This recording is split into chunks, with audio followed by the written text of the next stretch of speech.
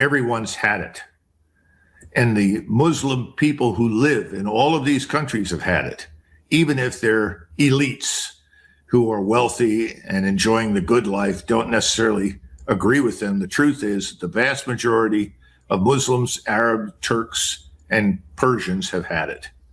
So the old Sykes-Picot arrangement is dead. So what's going to happen? I don't think we can just arbitrarily disengage. We're going to have to come to terms of some kind. And I think we know what those terms are. Iran is going to say, America out of the Gulf. And I don't think that the people that are living in the Gulf by the time this happens will object to that, because they now know we cannot protect them. Have you been protected by the United States Armed Forces? No, we can't do it. We cannot protect them. We can't even protect Israel, although we're doubling down on trying to do that with everything that we've got. By the way, if you're in the GCC, you're watching where all the missiles are going, where all the radars are going and the assistance. It's all going to Israel. It's not going to them. So what are we going to say? Are we going to say, no, we're going to stay in Israel, or excuse me, we're going to stay in the Gulf in perpetuity and you just keep on bombing? I don't think so. Remember, there is this entity out there called the American people, the American electorate. They're not interested. Yeah. They don't want to stay there. They don't buy into this. What about the rest of the world? I mean, even if everything stopped right now, how long would it take to get the oil back online?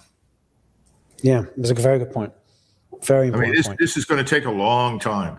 We've done in many cases not just months of damage, but years of damage to our friends and to the Iranians. So I think we're going to have to face something. We're going to get a term like that, get out of the Gulf. So who's going to preserve access to the Persian Gulf? Well, the United States Navy hasn't done that. Do you think the United States Navy is going to sail into the Gulf right now with precision-guided missiles and drones and everything else? They'd be foolish and stupid to do so. Every time it looks like they're threatened, what do we do with the Navy? We sail away, hopefully out of range. I mean, naval forces are vulnerable. We're not stupid. We know that. So how do you handle the Persian Gulf and the Straits of Hormuz? I think you eventually have to settle on an international treaty that is guaranteed by China and Russia and India and Japan and Korea and the United States. In other words, we all agree that this is an international waterway. No one can block it. No one will block it. Eventually, we'll have to do something like that. So what else are we going to have to do? What about Mr. Netanyahu and his government? Is Iran going to stop fighting just because we tell them we don't want to fight anymore? Or are they going to say, we're not going to live with an Israel that's governed by this man Netanyahu and his party? We want regime change in Israel. What are we going to do about that?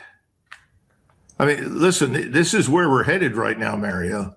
People need to understand this, because it's as we say in America, put up or shut up. Either you commit all the military power of the United States against Iran and its current position in the Persian Gulf, and that includes the use of ground forces, or get out. I think we're going to shut up. Now, here's the thing we haven't talked about. That's a nuclear weapon. We're not going to use a nuclear weapon. I can tell you a lot of things about President Trump.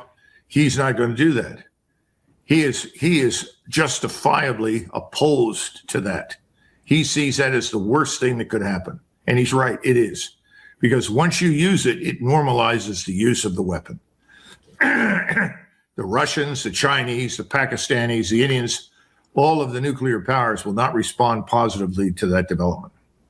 That could have terrible consequences for Israel, terrible consequences.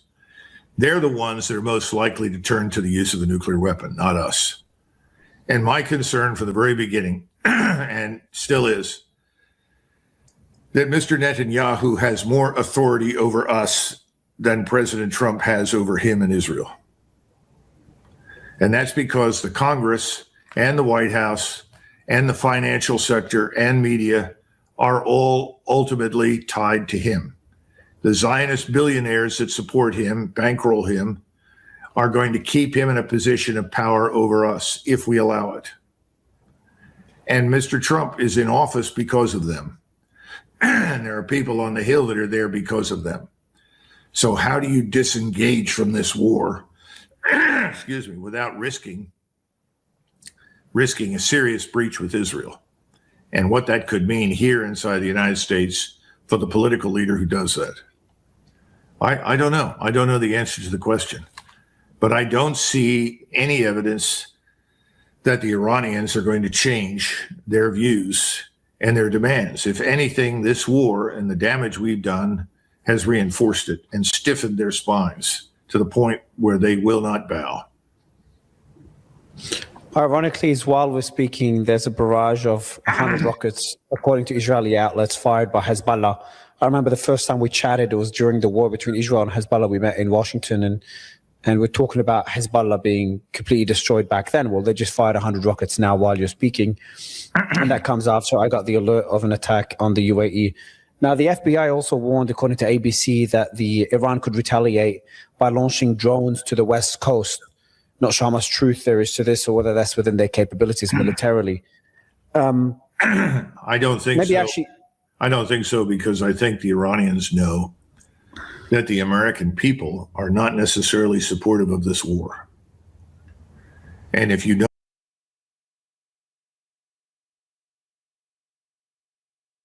talked about is boots on the ground with a focus on Karg Island, which is where 90+% of the refining of Iranian oil happens. It just sounds disastrous to me with my limited experience. How would it look